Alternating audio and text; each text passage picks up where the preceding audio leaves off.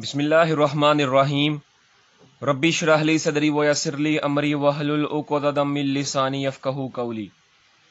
तो जैसा कि आप सब जानते हैं कि हमने calculus with analytic geometry chapter number 1 real number limits and continuity का आगाज़ किया हुआ था और चैप्टर नंबर 1 की एक्सरसाइज 1.3 के पहले 10 क्वेश्चंस को हमने पिछली वीडियोस में सॉल्व किया था। तो आज हम उससे अगले क्वेश्चंस को हल करते हैं और जितने भी मुमकिन क्वेश्चंस इस वीडियो में हल किए जा सकते हैं उनको हल करते हैं। तो चलें इसका आगाज़ करते हैं। क्वेश्चन नंबर 11 आपको पहला क्वेश्चन जो इस वीडियो का है वो आपको दिया हुआ है F of X is equal to 1/x और आप अपनी बुक के पेज नंबर 43 पे इसको देख सकते हैं कि आपको क्वेश्चन दिया हुआ है show that the function F और आपको फंक्शन का जो डोमेन दी गई है वो दी गई है ओपन इंटरवल 0 से 1 तक और close interval implies that are defined by, ये आपको फंक्शन दिया हुआ है इज कॉन्टिन्यूस ऑन, यही आपको क्या नाम है कहा जा रहा है कि इस इंटरवल पे आपका जो फंक्शन है वो कॉन्टिन्यूस है। Is F of X is bounded on this interval, कह रहा है कि क्या F of x bounded interval है, एक्सप्लेन, इसकी वजाहत पेश करें। तो सबसे पहले आप ये देखें कि आपको ये जो चीज दी गई है इसका क्या मतलब है, यानी ये जो इंटरवल देने का मतलब क्या है। ठीक है, अब आप देखें कि बाउंडेड इंटरवल की बात हो रही है, आपसे कहा नहीं जा रहा लेकिन पूछा जा रहा है। ठीक है, इसका मतलब बाउंडेड इंटरवल क्या होता है पहले वो देखें। ये हमने पढ़ा था, इसको कहते हैं ओपन इंटरवल। ठीक है, और मैं इसको जरा बढ़ करके बताता हूँ आपको। ये ओपन इंटरवल पढ़ा था और इसमें फर्ज करें ये दो वैल्यूज थी 2, 7।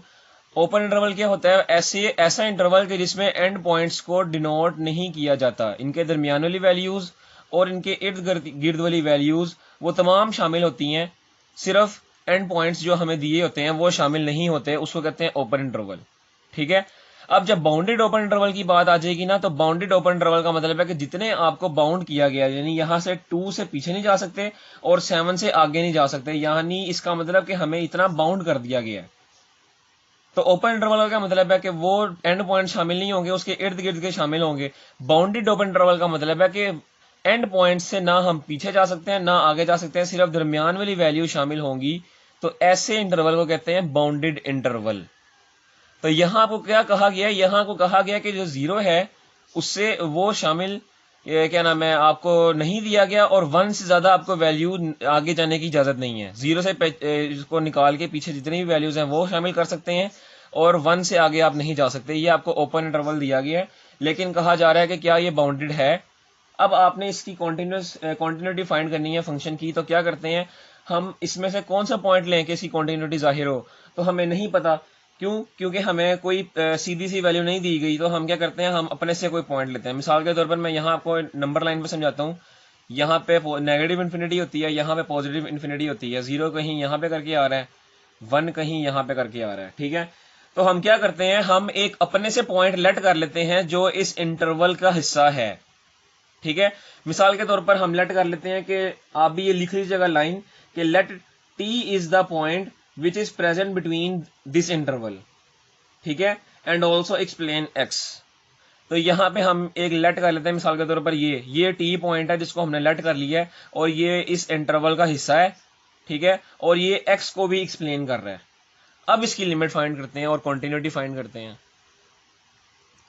तो अब आप देखें कि जहां पे हमने टी ले लिया था ना एक्स की जगह, तो इसका मतलब कि आपका एफ ऑफ कांस्टेंट क्या आएगा, यानी एफ ऑफ टी क्या आएगा, वो जहां पे आपका इक्वेशन में 1 एक्स आ रहा होगा वहां पे आप टी पुट कर दें तो ये आपका हो जाएगा 1/t, यानी एफ ऑफ टी की आपकी वैल्यू आएगी 1/t। अब आप निकालें left hand limit. Left hand limit, तो लेफ्ट हैंड लिमिट में क्या करेंगे जी कि लिमिट एफ ऑफ एक्स, और एक्स अप्रोच कर रहा है टी को फ्रॉम लेफ्ट साइड, और जो फंक्शन में आपके पास जो लिमिट उस पर भी अप्लाई कर दें, यानी 1/x के ऊपर आप लिमिट अप्लाई करें, एक्स अप्रोच कर रहा है टी को फ्रॉम लेफ्ट साइड। अब आप इसके ऊपर क्या करें, इसके ऊपर आप लिमिट अप्लाई कर दें तो ये आपका हो जाएगा 1/t। ठीक है, तो इसका मतलब लेफ्ट हैंड लिमिट का आपके पास क्या आंसर आया, 1/t। अब उसके बाद राइट हैंड लिमिट फाइंड करते हैं। तो राइट हैंड लिमिट क्या चीज है जी कि राइट हैंड लिमिट जो आपको फंक्शन दिया जा रहा है उस फंक्शन के ऊपर आप, यानी एक्स अप्रोच कर रहा है टी को फ्रॉम राइट साइड, ये आपकी राइट हैंड लिमिट है।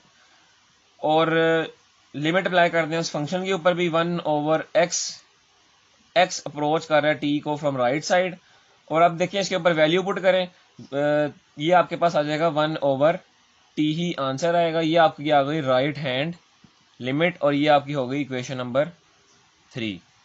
तो अब आप देख सकते हैं कि इक्वेशन नंबर 1, इक्वेशन नंबर 2 और इक्वेशन नंबर 3 से कि f of t left hand limit और राइट हैंड लिमिट आपकी तीनों क्या आ रही हैं, बराबर आ रही हैं। और किसके बराबर आ रही हैं जी, 1/t के बराबर आ रही हैं।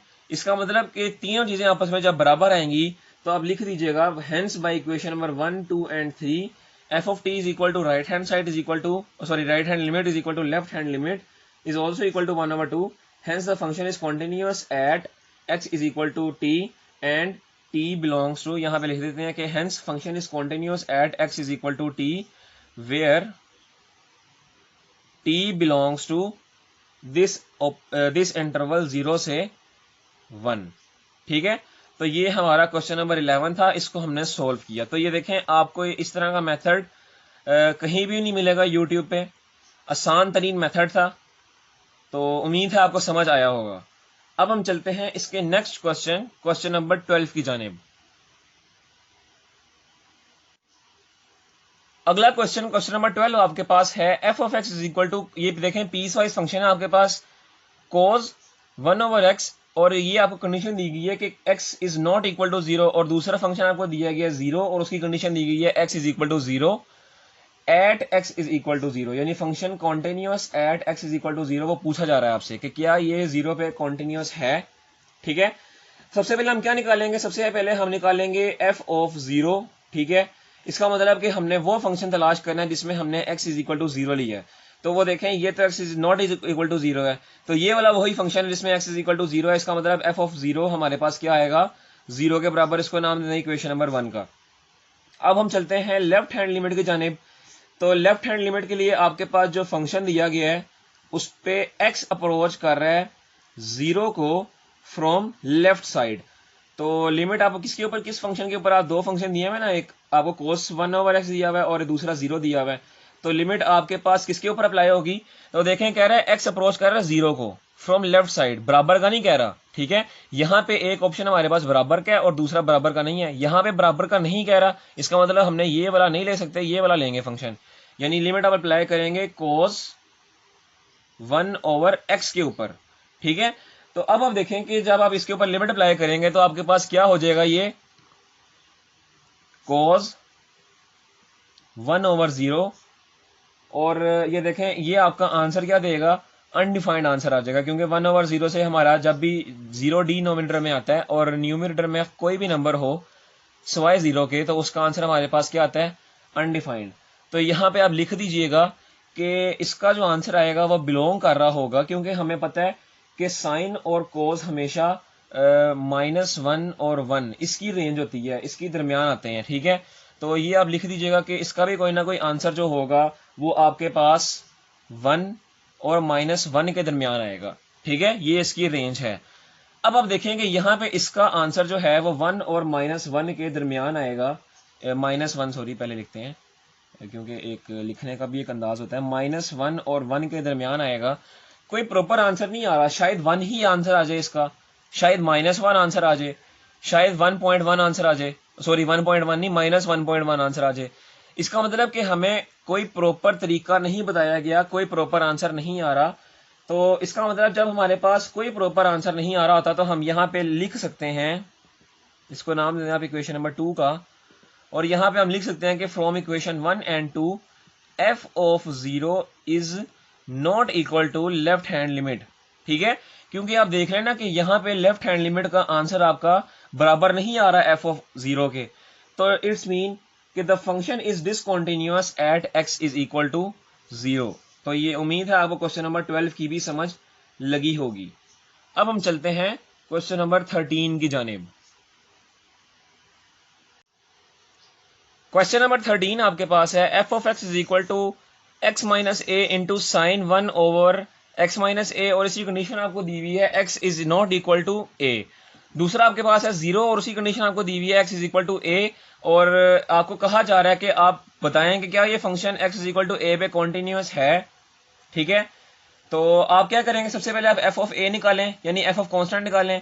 देखिए हमारे पास एफ ऑफ कॉन्स्टेंट कैसे निकलता है कि हम एफ ऑफ एक्स में यहाँ पे x की जगह a पुट कर देते हैं। ठीक है, a पुट कर दिया। अब देखें कि हमने x की जगह a पुट किया है, यानी हमने x इज इक्वल टू ए लिया है ना, तो आप देखें कि यहाँ पे x is equal to a वाला कौन सा फंक्शन है, ये x is not equal to a वाला है, और यही वाला a वाला फंक्शन है x is equal to a वाला। इसका मतलब कि f ऑफ a हमारे पास क्या आ जाएगा, फंक्शन 0 आ जाएगा। इसको नाम देते हैं आप इक्वेशन नंबर 1 का। उसके बाद आप देखें कि आपके पास हमने क्या फाइंड करना होता है जी, इसके बाद हमने फाइंड करना होता है लेफ्ट हैंड लिमिट। तो लेफ्ट हैंड लिमिट के लिए क्या करेंगे कि हम उस फंक्शन के ऊपर लिमिट अप्लाई करेंगे, लिमिट x अप्रोच करेगा a को फ्रॉम लेफ्ट साइड, और हमारे पास फंक्शन कौन सा होगा, x अप्रोच करेगा जिसपे a को लेफ्ट साइड पे। a को लेफ्ट साइड से अप्रोच करने का क्या मतलब है कि फंक्शन a के बराबर नहीं है। यहां देखें कि अगर यहां पे आपके पास कहीं पे a है तो लेफ्ट साइड से अप्रोच करने का मतलब है कि x अप्रोच कर रहा है a को लेफ्ट साइड से। ठीक है, अप्रोच करने का मतलब है कि कम से कम वैल्यू दे रहा है, यानी पास से पास तरीन वैल्यू दे रहा है a की, लेकिन बराबर नहीं कह रहा, बराबर नहीं आ रहा। राइट साइड से अप्रोच कर रहा हो या लेफ्ट साइड से अप्रोच कर रहा हो, करीब से करीब वैल्यू देता है हमारे पास अप्रोचिंग की, लेकिन बराबर कभी भी नहीं आती। इसका मतलब क्या है कि आपका x जो है वो a को बराबर नहीं आ रहा है, a के साथ a को अप्रोच कर रहा है। तो यहाँ पे बराबर वाला ये वाला आपको कंडीशन दी हुई है और बराबर नहीं होने की ये कंडीशन दी हुई है। इसका मतलब कि आपके पास यही वो फंक्शन आएगा जिसपे आप लिमिट अप्लाई करेंगे, वो होगा आपके पास x minus a multiply by sine 1 over x minus a. इसके ऊपर आप क्या करेंगे, लिमिट अप्लाई करवाएंगे। तो अब इसके ऊपर हम लिमिट अप्लाई करते हैं, तो ये देखें क्या हो जाएगा, यहाँ पे जहां जहां x आ रहा है इस पूरे फंक्शन के अंदर वहां पे आप x is equal to A put करते हैं। ठीक है, तो ये आपके पास क्या हो जाएगा जी, ये आपके पास हो जाएगा a minus a multiply by sine 1 over a minus a. अब आप देखेंगे यहां पे आपके पास 1 ओवर a माइनस ए नीचे हो जाएगा 0, वो जाहिर सी बात है वो क्या हो जाएगा, अनडिफाइंड। ठीक है, और ये भी आपके पास क्या हो जाएगा 0। तो 0 को जब आप अनडिफाइंड से मल्टीप्लाई करवाते हैं ना, यानी 0 को मल्टीप्लाई कराएं इन्फिनिटी से, तो ये आपके पास इनडिटर्मिनेट फॉर्म बनती है। ठीक है, इनडिटर्मिनेट फॉर्म क्या होती है, आप देखें कि अगर 0 के मुनासबत से देखा जाए तो वो जिस भी चीज से मल्टीप्लाई होता है तो वो इसको अनडिफाइंड कर देता है, सॉरी 0 कर देता है। ठीक है, तो 0 के मुनासबत से ये नहीं ये देखा जाए जिसको 0 से मल्टीप्लाई होता है जिसके साथ भी उसको 0 कर देता है। लेकिन अगर हम ये इन्फिनिटी के लिहाज से देखें तो इन्फिनिटी जिसके साथ भी ऑपरेट होती है उसको अनडिफाइंड कर देती है, तो बंदा यहाँ पे किसकी माने। ठीक है, तो इस तरह का फंक्शन को कहते हैं जी, इस तरह की जब भी कंडीशन बन जाए उस कंडीशन को कहते हैं इनडिटर्मिनेट फॉर्म, यानी इस तरह की बन जाए या 0 ओवर 0 फॉर्म बन जाए। इसमें भी बंदा यही देखता है ना कि अगर 0 ऊपर हो तो जब 0 न्यूमरेटर में होता है तो वो उसको जो आंसर आता है वो हमारा 0 आता है। ठीक है, तो अगर 0 डिनोमिनेटर में होता है तो उसका आंसर हमारे पास अनडिफाइंड आता है। तो यहाँ भी बंदा किस चीज की माने, किसी की भी नहीं मान सकता। तो जब इस तरह का कोई ना कोई फॉर्म आ रही है उसको कहते हैं इनडिटर्मिनेट फॉर्म। ठीक है, तो यहाँ पे आपकी वही चीज बन रही है, यहाँ पे 0 आ रहा है मल्टीप्लाई हो रहा है अनडिफाइंड से। ठीक है, तो क्या करेंगे यहाँ पे हम, यहाँ पे आप बता दीजिए कि साइन की हमारे पास ये बिलोंग करेगा कि ये जो आएगा ना, ये इसमें से कोई सा भी आंसर आएगा ये बिलोंग करेगा हमारे पास -1 से 1 की रेंज के अंदर। ठीक है, और फिर इसका आंसर क्या आ जाएगा, इसका आंसर हमारे पास इस ये देखें ये a माइनस ए का तो आंसर हमारे पास 0 आएगा ना, सीधा सीधा सा इसका आंसर हमारे पास आएगा 0। और इस साइन वाले का क्या आंसर आएगा, क्योंकि ये बिलोंग करेगा इस इंटरवल के अंदर तो इसका कुछ भी आंसर आ सकता है, समथिंग आंसर आएगा। जब 0 को आप मल्टीप्लाई करवाएंगे समथिंग से तो जाहिर सी बात है 0 ही आंसर आएगा। इसका मतलब कि लेफ्ट हैंड लिमिट का हमारे पास यहां से क्या आंसर आ गया, 0 आंसर आ गया, और इसको नाम देते हैं इक्वेशन नंबर 2 का। अब आप कहेंगे जी समथिंग को 0 से मल्टीप्लाई करवाएं तो 0 कैसे आंसर आएगा, तो यहाँ पे देखें बात हुई थी कि 0 को जिससे भी मल्टीप्लाई करवाएं आंसर 0 आता है, लेकिन यहाँ पे इनडिटर्मिनेट फॉर्म की बात वो वाली हुई थी कि 0 को अगर मल्टीप्लाई करवाएं अनडिफाइंड के यानी इन्फिनिटी के साथ तब क्या आंसर आएगा। तो यहाँ इन्फिनिटी तो नहीं ना आ रहा, यहाँ तो समथिंग आ रहा है। ठीक है, तो जब भी 0 को समथिंग से मल्टीप्लाई करवाएंगे इसका मतलब कोई ना कोई आंसर समथिंग ही नहीं आएगा, बल्कि कोई ना कोई 0 ही आंसर आएगा, क्योंकि 0 को समथिंग से मल्टीप्लाई करवाएंगे तो 0 ही आंसर आएगा। इसका मतलब कि लेफ्ट हैंड लिमिट का हमारे पास क्या आंसर आया, 0।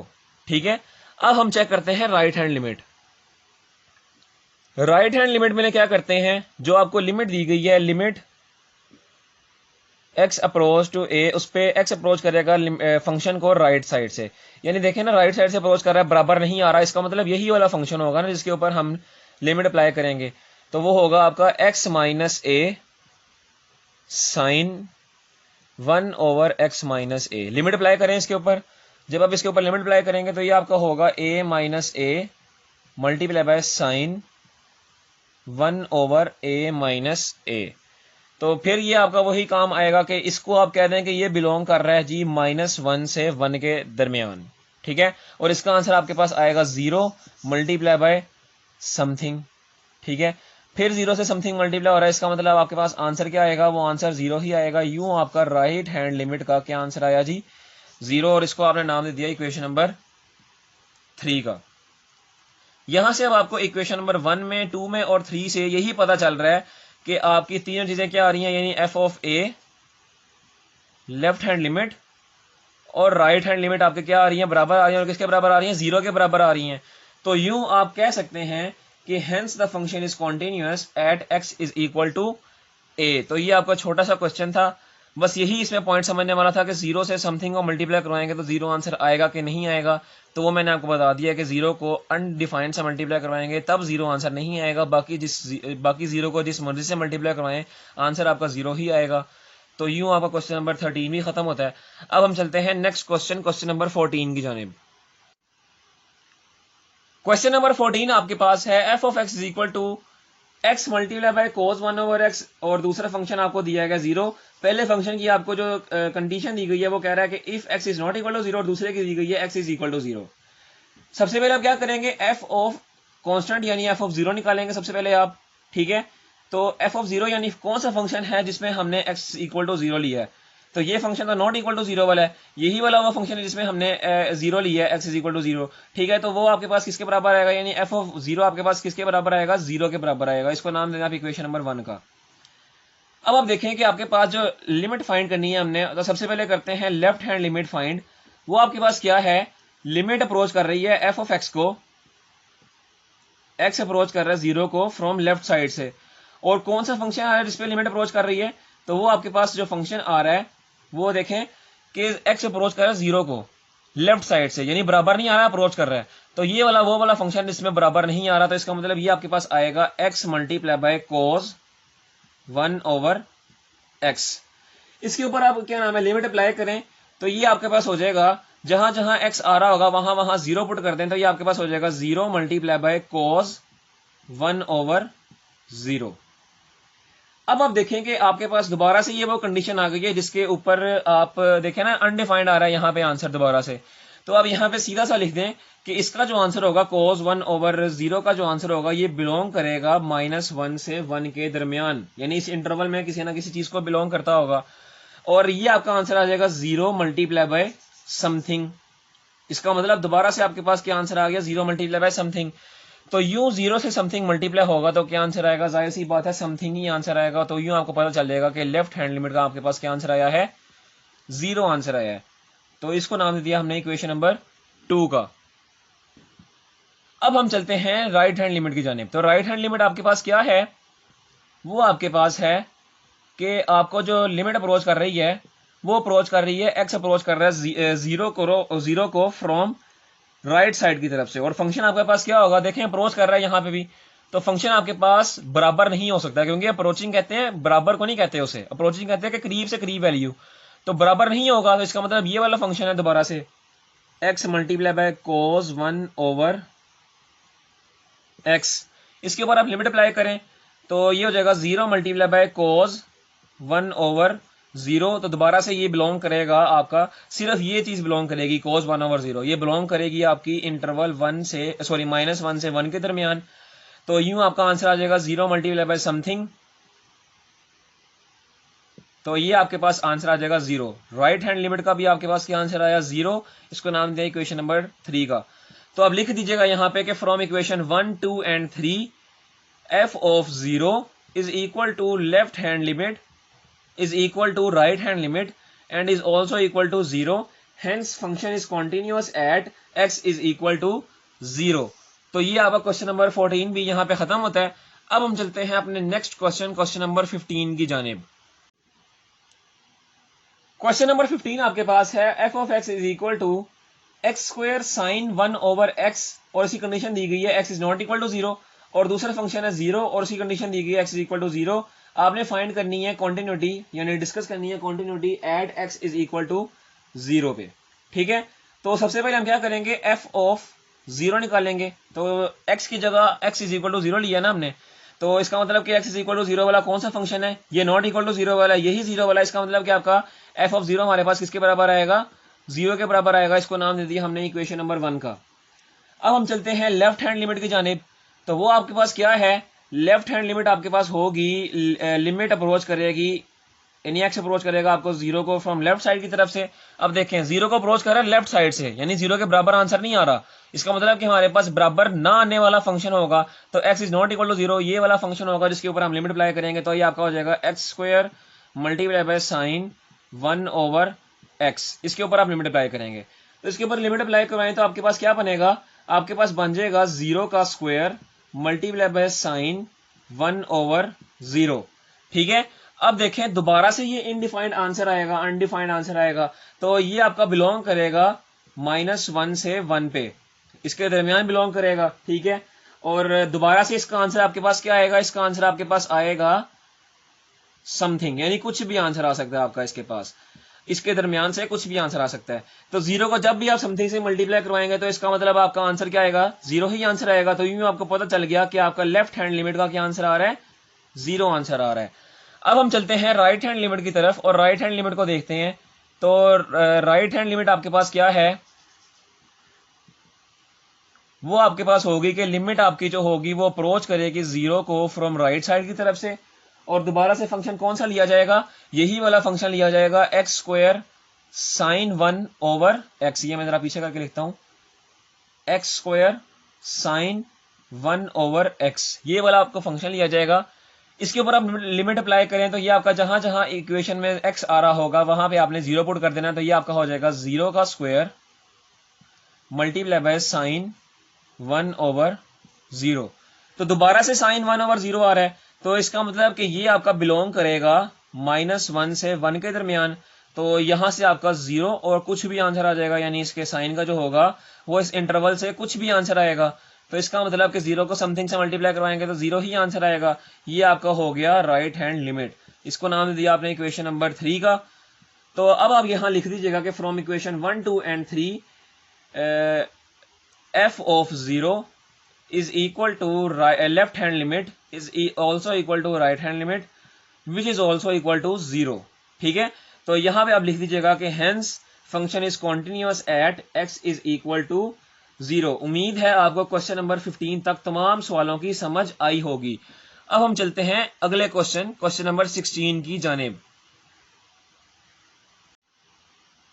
क्वेश्चन नंबर 16 आपके पास है F of X is equal to X multiply by sine modulus X divide by X, और इसी कंडीशन है F is equal to 0, F is not equal to 0, और दूसरा आपके पास 0 और इसी कंडीशन है एफ इज इक्वल टू 0, और कह रहा है कि चेक करें quantity X is equal to 0 पे। सबसे पहले क्या करेंगे, हम वही एफ ऑफ 0 देखें, तकरीबन नहीं बल्कि तमाम क्वेश्चंस का जो तरीकाकार है आपका एक ही है, सिमिलर तरीकाकार है। तो उसी तरीकेकार को आपने फॉलो करना है। सबसे पहले आपने एफ ऑफ 0 निकालना है। एफ ऑफ 0 का क्या मतलब है, मैं इसको दोबारा समझा देता हूं। हमने यहां पे लिया एफ ऑफ एक्स, एक्स की जगह हमने पुट करना है 0, क्योंकि हमने जो पहला दिया है ना उसमें सिर्फ हमने फंक्शन में एक्स 0 पुट कर देना है, एक्स इज इक्वल टू 0, यानी जहां फंक्शन में एक्स आ रहा होगा वहां पे 0 पुट कर देना है। अब आपने देखना है कि हमने एक्स इज इक्वल टू 0 के लिहाज से फंक्शन में कौन सा आपने फंक्शन लेना है जो एक्स इज इक्वल टू 0 वाली प्रॉपर्टी को अप्रूव कर रहा है। तो यहां देखें, ये तो x is not equal to 0 वाली प्रॉपर्टी है, और यही वाली वो प्रॉपर्टी है जिसपे x इज इक्वल टू 0 आ रहा है। इसका मतलब आपका जो f ऑफ 0 होगा वो 0 के ही बराबर आएगा। ठीक है, तो यहाँ पे ये मैंने आपको समझा दिया, इसको मैं जरा ऊपर करके ले देता हूँ। तो यहां से आपको पता चल जाए कि f ऑफ 0 जो हमने लिया है वो क्या लिया है, वो 0 लिया है, आया भी 0 ही है हमारे पास। इसको नाम दे दिया हमने इक्वेशन नंबर 1 का। अब हम चलते हैं लेफ्ट हैंड लिमिट के जानिब। तो वो आपके पास किसके बराबर होगी कि लिमिट आपकी अप्रोच करेगी 0 को फ्रॉम लेफ्ट साइड की तरफ से, और आपके पास जो फंक्शन होगा आप देखें कि जीरो को अप्रोच कर रही है, जीरो के बराबर नहीं आ रही, तो बराबर नहीं आने वाला फंक्शन हमारे पास ये वाला है, और वो आपके पास होगा x multiply by sine modulus x divided by x. इसके ऊपर आपने लिमिट अप्लाई करनी है। तो यहाँ पे लिमिट अप्लाई करें तो आपके पास क्या आंसर आएगा वो देखें कि ये हो जाएगा आपका एक्स की जगह जहां जहां एक्स आ रहा है ना आपका, वहां पे आप जीरो पुट करते हैं, ये हो जाएगा zero multiply by sine modulus zero divide by zero. अब देखें मॉडुलस जीरो आ रहा है, इसका मतलब कि जीरो तो जाहिर सी बात है ना, मॉडुलस ये देखें मॉडुलस जीरो, मॉडुलस उस वक्त खत्म होगा जब आपका क्या नाम है अंदर कोई ना कोई पॉजिटिव टर्म होगी, तो मॉडुलस ऑटोमेटिकली खत्म हो जाएगा। यानी मिसाल के तौर पर अगर आपके पास है मॉडुलस 1, तो इसका आंसर आपके पास खाली 1 आता है, यहाँ पे मॉडुलस खत्म हो जाएगा। अगर आपके पास माइनस वाली टर्म आ रही है तो माइनस को खुद से अप्लाई करेंगे और मॉडुलस को खत्म कर देंगे। यहाँ पे तो देखें न्यूट्रल आ रहा है, न्यूट्रल होता है ना जीरो, तो इसका मतलब मॉडुलस यहाँ पे ऑटोमेटिकली खत्म हो जाएगा। तो मॉडुलस जब खत्म होगा, अब देखें यहाँ पे आपके पास ये बन गई है इनडिटरमिनेट फॉर्म, जो मैंने आपको पहले भी बताई थी। तो वो इनडिटरमिनेट फॉर्म बनेगी, इसका मतलब कि आपका आंसर जो आ रहा है वो बिलोंग करेगा वही -1 से 1 के दरमियान। ठीक है, तो कुछ ना कुछ तो आंसर आएगा ही आएगा। इसका मतलब कि आपका जो जीरो होगा वो मल्टीप्लाई होगा समथिंग से, क्योंकि साइन 0/0 का कोई ना कोई आंसर लाजमी आएगा, समथिंग आंसर आएगा। उसकी रेंज हमें पता है कि उसकी रेंज होगी -1 से 1 के दरमियान। ठीक है, और यूं आपका जीरो को समथिंग से मल्टीप्लाई करवाएं तो ये आपका जीरो ही आंसर आएगा। तो यूं आपको पता चल गया कि आपका लेफ्ट हैंड लिमिट का आंसर क्या आ रहा है, जीरो आ रहा है, और इसको नाम दे दिया आपने इक्वेशन नंबर 2 का। अब आगे आप राइट हैंड लिमिट को अप्लाई करें, तो वो राइट हैंड लिमिट आपके पास क्या होगी, वो आपके पास आएगी लिमिट एक्स अप्रोच करेगा जीरो को फ्रॉम लेफ्ट साइड, और जो हमारे पास फंक्शन है वो भी देखें यही वाला होगा, क्योंकि अप्रोच कर रहा है, बराबर नहीं आ रहा, तो बराबर नहीं आने वाला फंक्शन आपके पास यही है। तो ये आपके पास होगा x multiply by sine modulus x divided by x. तो ये आपके पास फंक्शन है, इसके ऊपर आप लिमिट अप्लाई करें तो ये आपके पास होगा zero multiply by sine modulus zero divided by zero. देखें वही आंसर, कोई ना कोई आंसर आएगा जो बिलोंग करेगा हमारा इस इंटरवल को, -1 से 1 को, जरा मैं पीछे करके लिख देता हूँ, -1 से 1 को बिलोंग करेगा। ठीक है, उसके बाद आप देखें इसका आंसर क्या आएगा, जीरो मल्टीप्लाई बाय समथिंग, यानी कोई ना कोई आंसर आएगा। तो जीरो को जब आप समथिंग से मल्टीप्लाई करवाएंगे तो आपका क्या आंसर आएगा, जीरो ही आंसर आएगा। इसका मतलब कि राइट हैंड लिमिट का आपके पास क्या आंसर आया, जीरो, और इसको नाम दे दिया आपने इक्वेशन नंबर 3 का। अब आप यहां लिख दीजिएगा कि from equation 1, 2 and 3 F of zero जो आपके पास है वो बराबर है लेफ्ट हैंड लिमिट के, और लेफ्ट हैंड लिमिट बराबर है राइट हैंड लिमिट के, और ये तीनों चीजें किसके बराबर हैं, जीरो के बराबर हैं। तो यहां पे आप लिख दीजिएगा कि बाय दिस या हेंस लिमिट इज कॉन्टिन्यूअस या function is continuous at X is equal to 0, और यूं आपका क्वेश्चन नंबर 16 भी हमारा यहाँ पे खत्म होता है। उम्मीद है आपको ये क्वेश्चंस समझ लग रहे होंगे। अब हम चलते हैं अगले क्वेश्चन, क्वेश्चन नंबर 17 की जानिब। क्वेश्चन नंबर 17 आपके पास है, आपको कहा जा रहा है कि find C such that the function, आपको ये फंक्शन दिया हुआ है, is continuous for all X belong to this interval. ठीक है, आपने यहां से सी की वैल्यू फाइंड करनी है, और कहा जा रहा है कि फंक्शन आपका कॉन्टिन्यूअस है। अब फंक्शन कॉन्टिन्यूअस है, इसका मतलब क्या है कि जो आपका एफ ऑफ कांस्टेंट होगा, ठीक है, वो लेफ्ट हैंड लिमिट, यानी लेफ्ट हैंड लिमिट और राइट हैंड लिमिट को गोली मारें, क्योंकि वो तो आपका है ही बराबर आ रहा है ना, फंक्शन कॉन्टिन्यूअस आ रहा है। इसका मतलब कि फंक्शन कॉन्टिन्यूअस का क्या मतलब है कि आपका जो एफ ऑफ कांस्टेंट होगा वो आपका लिमिट के बराबर आंसर देगा। ठीक है, यानी जो भी आप लिमिट अप्लाई करेंगे, क्योंकि फंक्शन कॉन्टिन्यूअस है, इसका मतलब कि लेफ्ट हैंड लिमिट और राइट हैंड लिमिट आपकी बराबर आएगी। तो सी की वैल्यू निकालने के लिए आपने क्या करना है कि आप वहां लिखेंगे कि आपका जो फंक्शन है ये कॉन्टिन्यूअस है, इसका मतलब कि आपका जो एफ ऑफ कांस्टेंट है वो लिमिट के बराबर है। यहां से आप जब लिमिट के बराबर करेंगे तो आप यहां से सी की वैल्यू आसानी से निकाल सकेंगे। अब आप देखेंगे यहाँ पे आपके पास जो फंक्शन दिया हुआ है वो आपको दिया हुआ है 1 minus under root X divide by X minus 1, और उसकी जो कंडीशन दी हुई है वो दी हुई है एक्स जो है वो 0 के बड़ा है और बराबर है, और x जो है वो 1 से छोटा है। और दूसरा आपको जो दी हुई है c की, उसकी कंडीशन आपको दी हुई है कि x जो है वो 1 के बराबर है। ठीक है, अब आपने c फाइंड करना है। तो c फाइंड करने के लिए आप इस रेंज से, इस जो आपको दी हुई है इस इंटरवल से आपने कोई एक वैल्यू चूज करनी है, और उससे आपने c फाइंड करना है, यानी वही वैल्यू आपकी x की होगी, और वही वैल्यू आपने फाइंड यानी पुट करके आपने c की वैल्यू फाइंड करनी है। तो C की वैल्यू फाइंड करने के लिए हम क्या करेंगे, हम करेंगे जो C को आपको जो दी गई है कंडीशन, उसी को हम ले लेंगे कि ये आपका इस देखे ना सी को आपको क्या कंडीशन दी गई है कि x बराबर है 1 के, तो यहां से हम ले लेते हैं कि take x is equal to 1 from this equation. 1 आ रहा है ना इस इंटरवल में, जाहिर सी बात है 1 आ रहा है, तो इसका मतलब कि हम 1 ही ले लेते हैं कि टेक करते हैं हम x बराबर है 1 के, बिकॉज जो हमारे पास x है यानी 1 x इज इक्वल टू 1 जो है वो बिलोंग कर रहा है इस इंटरवल से। तो हमने 1 क्यों लिया, हमने इसलिए 1 लिया ताकि सी की जो कंडीशन है वो भी फुलफिल हो जाए और सी का आंसर भी इस कंडीशन से बासानी निकले, ठीक है, इसलिए हमने ले लिया x इक्वल टू 1। अब क्या करें, अब आप देखें f ऑफ कॉन्स्टेंट यानी f ऑफ 1 फाइंड करें, तो देखें x इज इक्वल टू 1 है, तो वो तो 1 कौन सा आ रहा है, ये आ रहा है x इज इक्वल टू 1, ठीक है, तो यही वाला हमारी जो होगी f ऑफ 1 का आंसर होगा वो होगा c। इसको नाम दे दें आप इक्वेशन नंबर 1 का। अब देखें चूंकि फंक्शन कॉन्टिन्यूस है तो लेफ्ट हैंड लिमिट और राइट हैंड लिमिट निकालने की जरूरत नहीं पड़ेगी, आप सिंपल डायरेक्ट लिमिट अप्लाई करें। तो लिमिट आपके पास क्या होगी, वो होगी x अप्रोच करेगा 1 को, कोई राइट साइड कोई लेफ्ट साइड नहीं होगी उसमें, आपकी जस्ट सिंपल लिमिट अप्लाई करें और फंक्शन आपको क्या पास क्या होगा, देखें अप्रोच कर रहा है 1 को, 1 के बराबर करने का नहीं आ रहा, कह रहा है अप्रोच कर रहा है 1 को।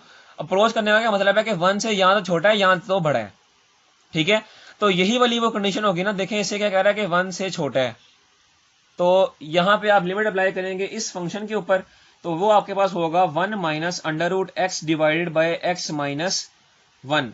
अब आप इसके ऊपर क्या करेंगे, इसके ऊपर आप करेंगे लिमिट अप्लाई। तो सबसे पहले लिमिट अप्लाई कराने के लिए हम देखें ना इसको, अगर मैं यहीं पर डायरेक्ट लिमिट अप्लाई करूंगा तो हमारे पास आंसर जो होगा वो अनडिफाइंड आ जाएगा। तो आंसर अनडिफाइंड ना लाने के लिए हमें इसको सिंप्लीफाई करना पड़ेगा और जो हमारे पास न्यूमरेटर होगा उसका साइन चेंज करके आप इससे मल्टीप्लाई और डिवाइड करवा देंगे। यानी न्यूमरेटर हमारे पास 1 माइनस अंडर रूट एक्स है, इसको आप करते हैं 1 प्लस अंडर रूट एक्स से मल्टीप्लाई करवा दें और 1 प्लस अंडर रूट एक्स से ही डिवाइड करवा दें। ये आपके पास इस तरह हो गया। अब इसको मल्टीप्लाई करवाएं तो ये आपके पास होगा लिमिट एक्स अप्रोच टू 1 और ये आपके पास देखें ऊपर हो जाएगा ए स्क्वायर माइनस बी स्क्वायर का फॉर्मूला लग रहा है, तो वो आपके पास हो जाएगा 1 का square minus under root X का स्क्वायर और whole divided by X minus 1 और 1 प्लस अंडर रूट एक्स। ये आपके पास यहां तक हो गया। अब देखें कि ये जो अंडर रूट एक्स था ये स्क्वायर से कैंसिल आउट हो जाएगा और आपके पास सीधा सा बच जाएगा limit X approach to 1 minus X whole divided by X minus 1 और 1 प्लस अंडर रूट एक्स। अब आप क्या करेंगे, अब आप देखें कि आप यहां से ये जो ऊपर वाले न्यूमरेटर है यहां से आप माइनस कॉमन ले लें। जब आप यहां से माइनस कॉमन लेंगे, यहां पे मैं लेकर दिखाता हूं 1 माइनस एक्स, जब आप इसमें से माइनस कॉमन लेंगे तो आपके पास क्या टर्म बन जाएगी, वो बन जाएगी x माइनस 1, ये टर्म बन जाएगी। इसका मतलब यहां पे हम डायरेक्ट लिख देते हैं x माइनस 1 और माइनस हमने यहां से कॉमन ले लिया, ठीक है। तो माइनस कॉमन लेने से हमें क्या फायदा होगा कि जो चीज हमारे लिमिट अप्लाई करने से फंक्शन को अनडिफाइंड कर देगी वो चीज कैंसिल आउट हो जाएगी, ठीक है। और हमारे पास बाकी क्या बच जाएगा, बाकी हमारे पास बच जाएगा limit X approach to 1 minus 1 divided by 1 plus under root X, ये चीज हमारे पास बच जाएगी। इसके ऊपर आप लिमिट अप्लाई करें तो ये आपके पास हो जाएगा minus 1 divided by 1 plus under root 1 is equal to minus 1 divide by 1 plus 1। तो क्या आंसर आएगा जी, आपके पास आंसर आएगा माइनस 1 ओवर 2। यानी इसका मतलब कि लिमिट का हमारे पास, लिमिट का जो हमारे पास आंसर आ रहा है लिमिट एफ ऑफ एक्स और एक्स अप्रोच कर रहा है 1 को, उसका आंसर हमारे पास आ रहा है जी माइनस 1 ओवर 2 और इसको नाम दे दिया आपने इक्वेशन नंबर 2 का। अब आप देखें कि अब आप लिखें यहाँ पे according to given condition the function is continuous, it's mean F of 1 is equal to limit F of X X approach to 1। क्योंकि आप देखें कि आपका जो लिखा जा रहा है वो लिखा हुआ है कि आपका जो फंक्शन है वो कॉन्टिन्यूस है। अब फंक्शन जब कॉन्टिन्यूस होता है तो हमें पता है कि एफ ऑफ 1 यानी एफ ऑफ कांस्टेंट की और लिमिट अप्लाई करने की वैल्यू आपके पास सेम आती है। तो यहाँ पे आप इसकी वैल्यूज पुट करें, यानी इक्वेशन नंबर 1 की वैल्यू पुट करें इन इक्वेशन नंबर 3। तो एफ ऑफ 1 की वैल्यू हमारे पास क्या आई है, वो आई है c, और limit F of X X approach to 1 की वैल्यू हमारे पास क्या आई है, वो आई है माइनस 1 ओवर 2। तो इसका मतलब कि हमारा c का क्या आंसर आ रहा है, माइनस 1 ओवर 2। तो उम्मीद है आपको क्वेश्चन नंबर 17 भी समझ आया होगा और ये वाला question paper point of view के लिहाज से नहायत अहम तरीन क्वेश्चन है, इंजीनियरिंग के लिहाज से भी, बीएससी के लिहाज से भी और बीएस ऑनर्स में जो मैथमेटिक्स पढ़ रहे हैं, बीएस ऑनर्स है किसी भी सब्जेक्ट में, आईटी में या मैथमेटिक्स में या जिस मर्जी में आप ये मैथमेटिक्स पढ़ रहे हैं, तो ये question paper point of view के लिहाज से बहुत अहम क्वेश्चन है। तो उम्मीद है आपको ये क्वेश्चन समझ आई होगा। अब हम चलते हैं नेक्स्ट क्वेश्चन की जानिब। अब आपके पास क्वेश्चन नंबर 18 से 20 तक जो आपके क्वेश्चन है वो 3 क्वेश्चन आपके बिल्कुल सेम है, और वो आपको कहा गया है कि in problem 18 to 20 find the points of discontinuity of the given functions. यानी आपको गिवन फंक्शंस दिए हुए हैं और वहां से आपने पॉइंट्स ऑफ डिसकंटिन्यूटी फाइंड करनी है। यानी आपने वो पॉइंट्स फाइंड करने हैं जिसके ऊपर आपका फंक्शन जो है वो डिसकंटिन्यूअस होता है। तो ये सवाल करने से पहले, यानी ये तो 3 सवाल करने से पहले आप चंद अहम पॉइंट्स हैं उनको देख लें, समझ लें कि ऐसे पॉइंट्स जिन पर फंक्शन की डिसकंटिन्यूटी जाहिर हो उन पॉइंट्स को चेंजिंग पॉइंट्स कहते हैं। ठीक है, यानी ऐसे तमाम पॉइंट्स, जिन तमाम पॉइंट्स के ऊपर फंक्शन की डिसकंटिन्यूटी जाहिर हो उनको चेंजिंग पॉइंट्स कहते हैं। ठीक है, अब चेंजिंग पॉइंट्स हमें यहां से कैसे पता चलेगा कि चेंजिंग पॉइंट्स क्या हैं? इनको फाइंड करने के कई तरीके हैं, यानी पता कराने का इसके कई ज्यादा तरीके हैं कि कैसे कैसे फाइंड करेंगे। ठीक है, सबसे पहले आप देखें कि ऐसे पॉइंट्स जिनकी लेफ्ट साइड पे या नेगेटिव साइड पे या पॉइंट की छोटी साइड पर कोई एक फंक्शन आए और दूसरी तरफ, यानी उसी पॉइंट की दूसरी तरफ, यानी राइट साइड पे या पॉजिटिव साइड पे या उसी पॉइंट की बड़ी साइड पे कोई दूसरा फंक्शन आए तो उनको चेंजिंग पॉइंट कहते हैं। यहां से मुझे पता है आपको यहां से समझ नहीं लगेगी।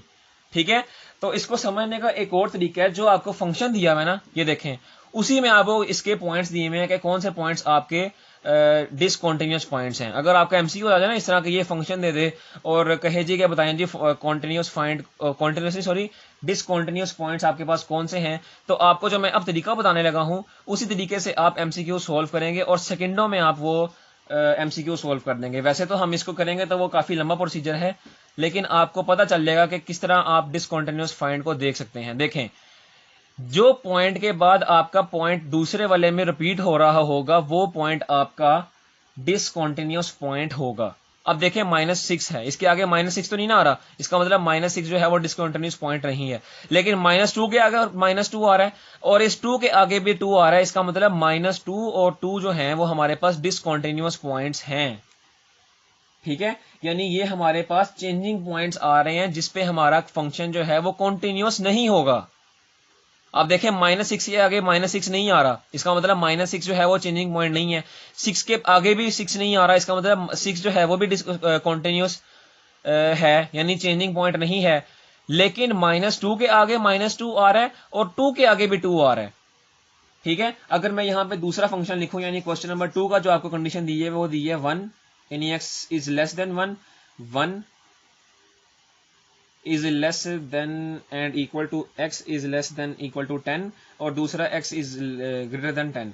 अब देखें यहाँ पे, अगर यहां से मैं अगर कहूं जी के चेंजिंग पॉइंट फाइंड करें तो वो क्या होगा? देखें, 1 के बाद 1 आ रहा है, इसका मतलब 1 के बाद 1 आ रहा है, 1 जो है वो चेंजिंग पॉइंट है, इसके ऊपर फंक्शन डिसकंटिन्यूअस है।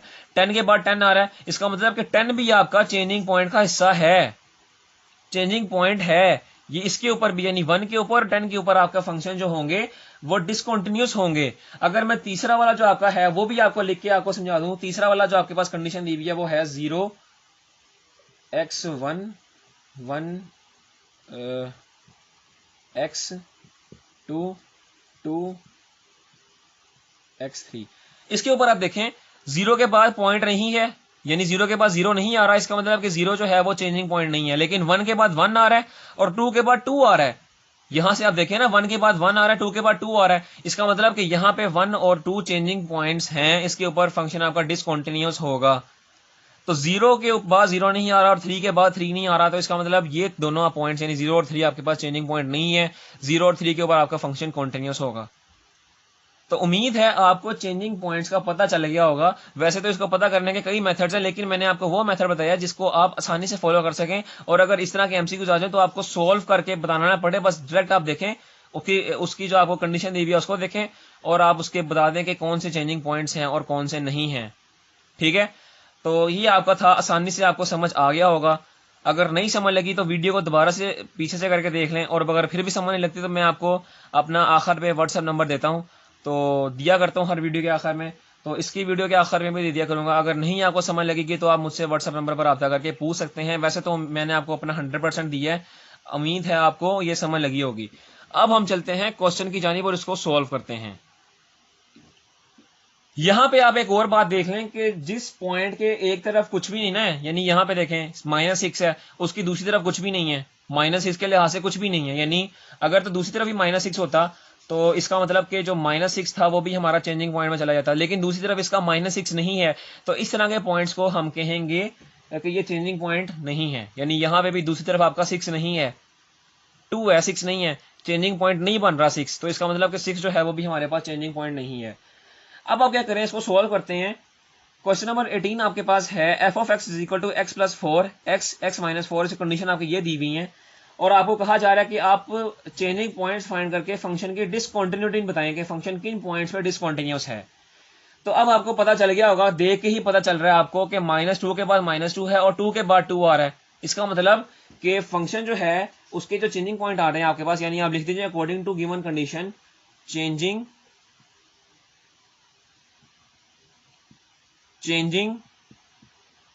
पॉइंट्स आर, चेंजिंग पॉइंट कौन से आ रहे हैं, -2 और 2, ये चेंजिंग पॉइंट्स आ रहे हैं। अब आपने एक दफा 2 के ऊपर फंक्शन की कॉन्टिन्यूटी फाइंड करनी है और एक दफा -2 के ऊपर फाइंड करनी है, ठीक है। तो सबसे पहले -2 लेते हैं, ठीक है। तो सबसे पहले हम लेते हैं 9 x इज इक्वल टू -2, तो f ऑफ -2 हमारे पास क्या आएगा, देखें f ऑफ -2 यानी x बराबर है -2 के, तो यहाँ पे x बराबर है -2 के, कौन सा आ रहा है, यहाँ पे कहा जा रहा है कि x जो है वो -2 से छोटा है, यहाँ पे तो -2 का चक्कर ही नहीं है, यहाँ पे कहा जा रहा है कि -2 से यहाँ तो x बड़ा है या उसके बराबर है, इसका मतलब कि आपका जो x बराबर है -2 के वो फंक्शन होगा x, ठीक है। और x के ऊपर जब आप -2 अप्लाई करेंगे तो आपका f ऑफ -2 आपका आ जाएगा -2 के बराबर। तो यूं आपका क्वेश्चन, इसको नाम दें आप इक्वेशन नंबर 1 का। अब आप फाइंड करें लेफ्ट हैंड लिमिट, तो लेफ्ट हैंड लिमिट आप निकालेंगे तो आपके पास देखें वो क्या आएगी, लिमिट जो होगा आपका फंक्शन वो अप्रोच करेगा -2 को फ्रॉम राइट लेफ्ट साइड की तरफ से, और वो कौन सा फंक्शन होगा वो आप देखें,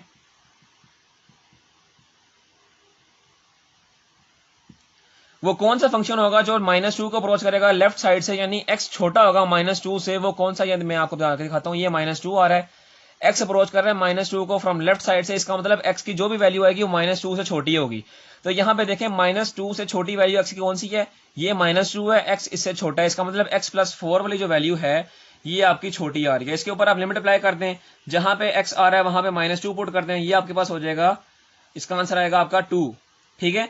तो इसका मतलब कि लेफ्ट हैंड लिमिट का आंसर आपके पास आ रहा है 2। तो यहां से आपको पता चल गया होगा कि यहां मैं लिख देता हूं कि लेफ्ट हैंड लिमिट का आपके पास क्या आंसर आ रहा है, वो आ रहा है 2। तो यहां लिख दीजिए कि f of -2 is not equal to left hand limit. तो डेट्स मीन कि x इज इक्वल टू -2 जो है इसके ऊपर आपका फंक्शन जो है वो डिसकंटिन्यूअस होगा। तो उम्मीद है आपको जो मैंने बताया था वो आपको प्रूफ भी करके दिखा दिया कि -2 जो है वो आपका डिसकंटिन्यूअस पॉइंट है। अब हम चलते हैं दूसरा पॉइंट जो हमने लिया था 9 x इज इक्वल टू 2। अब 2 के ऊपर चेक करते हैं, तो सबसे पहले आप f ऑफ 2 निकालें, ठीक है। तो f ऑफ 2 आपके पास क्या होगा, यानी हमने x की जगह 2 पुट किया, यानी x इज इक्वल टू 2 लिया है, तो x इज इक्वल टू 2 वाला कौन सा फंक्शन है, ये x 2 से बड़ा है, छोटा है, सॉरी -2 से छोटा वाला फंक्शन है, ये तो नहीं हो सकता। यहाँ पे 2 बराबर की बात हो रही है लेकिन वो -2 के बराबर है, x 2 के बराबर ये वाला फंक्शन है, यानी x -4। अब जहां जहां x आ रहा है वहां 2 पुट कर दें तो ये आपके पास हो जाएगा -2 आंसर आएगा, यानी f ऑफ 2 का आपके पास क्या आंसर आ रहा है, -2। ये इसको नाम देते हैं आप इक्वेशन नंबर 2 का। अब आप लिमिट फाइंड करें, लिमिट f ऑफ x, और x अप्रोच कर रहा है आपको 2 को फ्रॉम लेफ्ट साइड, ठीक है, और वो आपके पास क्या होगा, limit x approach to 2 from left side. तो 2 को लिमिट अप्रोच कर रही है लेफ्ट साइड की तरफ से, यहाँ पे कहीं 2 आ रहा है, यहाँ को x अप्रोच कर रहा है 2 को फ्रॉम लेफ्ट साइड, इसका मतलब x का आंसर जो होगा वो 2 से छोटा होगा। तो यहाँ पे हमने देखना है कि 2 से छोटा कौन सा आ रहा है, तो ये देखें ये आपका आ रहा है x का आंसर 2 से छोटा, इसका मतलब कि आपके पास जो फंक्शन लिया जाएगा वो लिया जाएगा x, ठीक है। इसके ऊपर आप लिमिट अप्लाई करें तो यहाँ पे जहां जहां x आ रहा है वहां पे आप 2 पुट कर दें, तो ये देखें आपका आंसर आ जाएगा 2, इसका मतलब लेफ्ट हैंड लिमिट का आपके पास क्या आंसर आया 2। f ऑफ 2 का आपके पास आंसर आ रहा है -2, लेफ्ट हैंड लिमिट का आपके पास आंसर आ रहा है 2, इसका मतलब दोनों बराबर नहीं आ रहे, दोनों बराबर नहीं आ रहे। तो यहां से आपको पता चल गया कि x इज इक्वल टू -2 के ऊपर भी फंक्शन डिसकंटिन्यूअस है और x इज इक्वल टू 2 के ऊपर भी फंक्शन डिसकंटिन्यूअस है। तो यहां पे आप लिख दीजिएगा कि hence the function is discontinuous at x is equal to 2 and -2। तो ये हमने इसके डिसकंटिन्यूअस के पॉइंट फाइंड कर लिए जो हमारे चेंजिंग पॉइंट्स थे। अब हम चलते हैं नेक्स्ट क्वेश्चन जो बिल्कुल इसी तरह का क्वेश्चन है, क्वेश्चन नंबर 19 की जानिब। क्वेश्चन नंबर 19 आपके पास है g of x is equal to X cube minus 4 minus X square 6x square plus 46 और कंडीशन आपको दी हुई है x is less than 1, 1 is less than और इक्वल टू x और x इज लेस देन और इक्वल टू 10 और x is greater than 10। अब देखें वही चीज आपने चेंजिंग पॉइंट कैसे फाइंड करने हैं। देखें 1 के बाद 1 आ रहा है, 10 के बाद 10 आ रहा है, इसका मतलब कि 1 और 10 आपके दोनों चेंजिंग पॉइंट्स हैं। बात समझ लगी है? आपने पॉइंट के पहले भी देखना है और बाद में भी देखना है। 1 से पहले तो कुछ नहीं आ रहा तो आप कहेंगे जी कि 1 चेंजिंग पॉइंट नहीं है, नहीं, आपने 1 के बाद भी देखना है। 1 के बाद 1 आ रहा है, 10 के बाद 10 आ रहा है, इसका मतलब कि दोनों चीजें दोनों पॉइंट जो हैं ये चेंजिंग पॉइंट्स हैं। तो यहां लिख दीजिए according to given condition changing points are changing points are 1 और 10। ठीक है, ये आपके चेंजिंग पॉइंट्स हो गए। अब आपने क्या करना है, अब आपने अलग-अलग पहले 1 के ऊपर आपने कॉन्टिन्यूटी चेक करनी है कि डिसकॉन्टिन्यूटी आ रही है कि नहीं आ रही, और फिर 10 के ऊपर फाइंड करनी है। तो सबसे पहले आप 1 लेते हैं, तो आप f ऑफ 1 निकालें। वो आपके पास क्या आ रहा है जी, f ऑफ 1 यानी x इज इक्वल टू 1 आएगा। तो x इज इक्वल टू 1 वाला कौन सा फंक्शन है, यहाँ पे देखें ये x जो है 1 से छोटा है, इसका मतलब ये वाला नहीं होगा। यहाँ पे x is equal to x जो है 1 से 10 से बड़ा है, इसका मतलब ये भी 1 के बराबर नहीं आ रहा। तो ये वाला वो वाला फंक्शन है जिसमें x जो है 1 के बराबर है और x जो है बड़ा भी है। तो आपके पास जो होगा f ऑफ 1 का वो होगा 4 माइनस का और माइनस एक्स स्क्वेयर। अब जहां पे x स्क्वेयर आ रहा है वहां पे आप 1 पुट कर दें, तो ये आपका हो जाएगा 4 माइनस 1 का स्क्वेयर, और ये आपके पास बराबर आएगा 1 का स्क्वेयर 1 ही होता है, 4 माइनस 4 माइनस 1 ये आपके पास आएगा -5 के बराबर। इसका मतलब f ऑफ 1 आपके पास किसके बराबर आया, -5 के। यहां मैं लिख देता हूं f ऑफ 1 किसके बराबर आया, -5 के। उसके बाद इसका नाम देंगे इक्वेशन नंबर 1 का। अब आप चेक करें left hand limit, left hand limit find करें। वो आपके पास क्या होगी,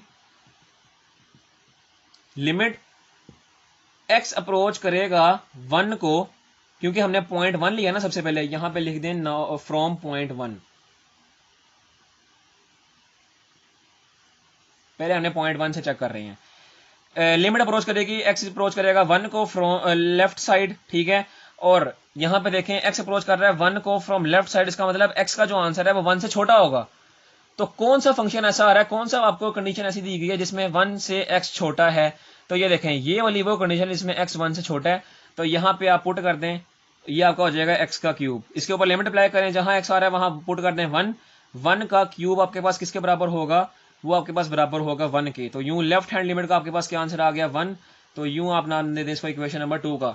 अब आप देखेंगे यहां से आपको पता चल रहा है कि f ऑफ 1 और लेफ्ट हैंड लिमिट आपकी जो बराबर नहीं आ रही। इसका मतलब यहीं से आपको पता चल जाएगा कि आपका जो पॉइंट 1 है यानी x इज इक्वल टू 1 है वो डिसकॉन्टिन्यूटी जाहिर कर रहा है। ठीक है, अब हम चलते हैं इसके पॉइंट नंबर जो 10 है उसको जाहिर करते हैं, यानी उससे प्रूव करते हैं कि क्या वो भी डिसकॉन्टिन्यूस है कि नहीं है, फ्रॉम पॉइंट 10। तो सबसे पहले आप क्या करें, f ऑफ 10 फाइंड करें। f ऑफ 10 किसके बराबर आएगा, देखें x 10 के बराबर लिया, तो यहाँ पे देखें x 10 के बराबर कहाँ पे आ रहा है, यहाँ तो 10 है ही नहीं, यहाँ जो 10 है वो उससे x जो है वो बड़ा है।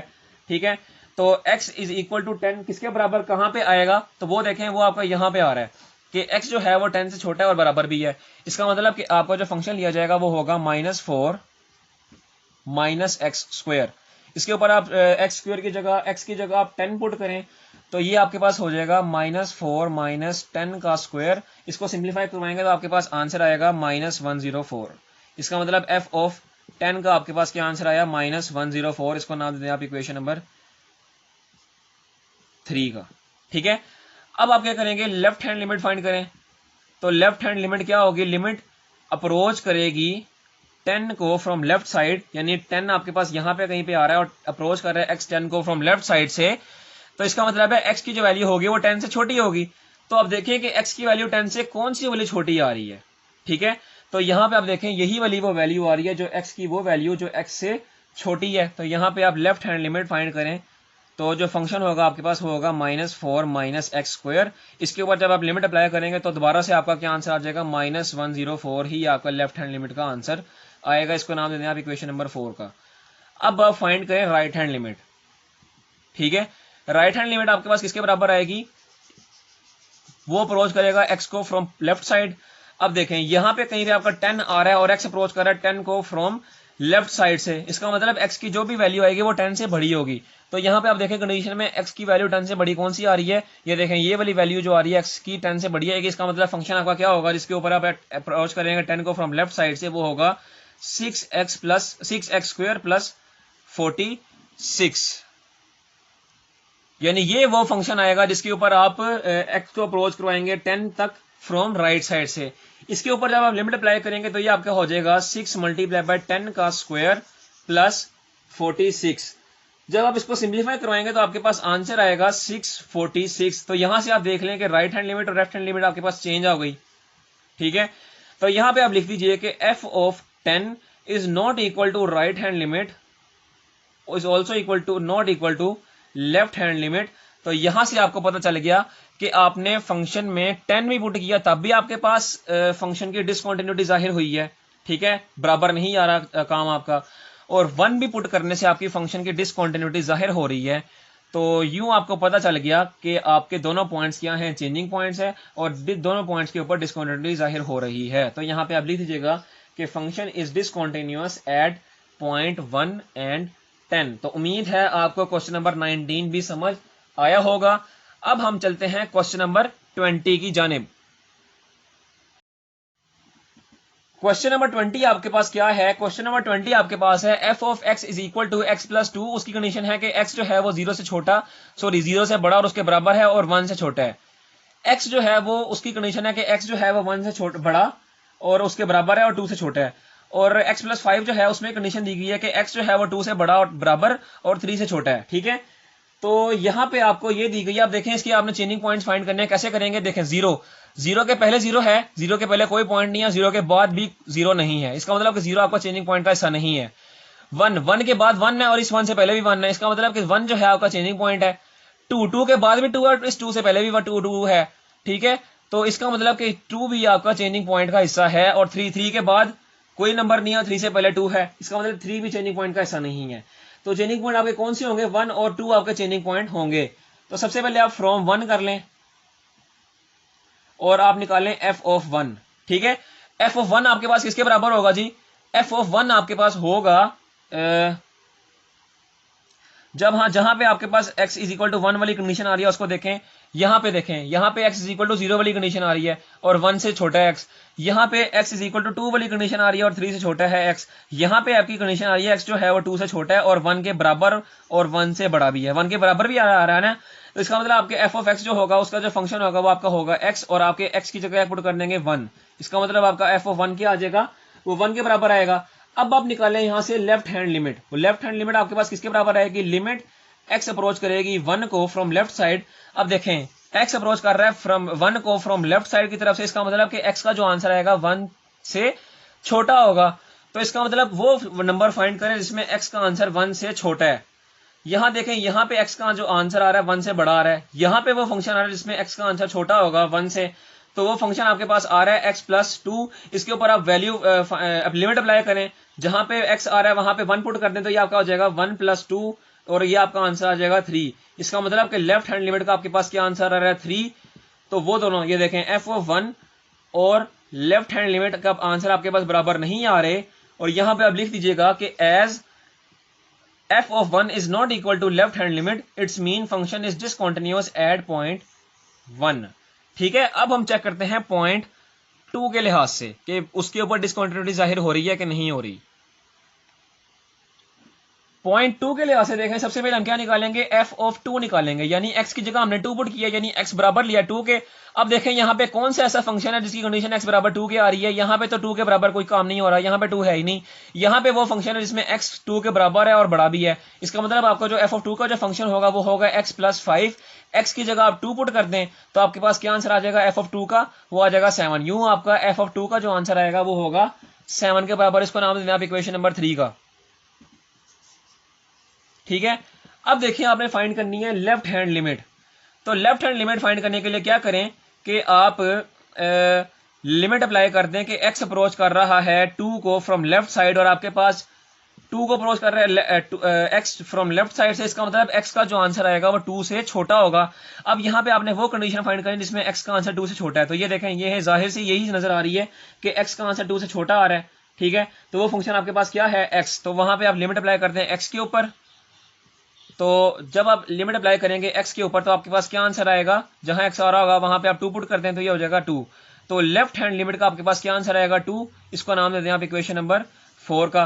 अब आप देखें, आप इक्वेशन नंबर 2 से और 4 से पता चला सकते हैं कि एफ ऑफ 2 और लेफ्ट हैंड लिमिट आपकी बराबर नहीं आ रही, ठीक है। अब देखें ना, यहीं पे बराबर नहीं आ रही, आगे हमें राइट हैंड लिमिट निकालने का कोई फायदा ही नहीं है, क्योंकि यहीं पे बराबर नहीं आ रही तो राइट हैंड निकाल के क्या कर लेंगे, कुछ भी नहीं करेंगे।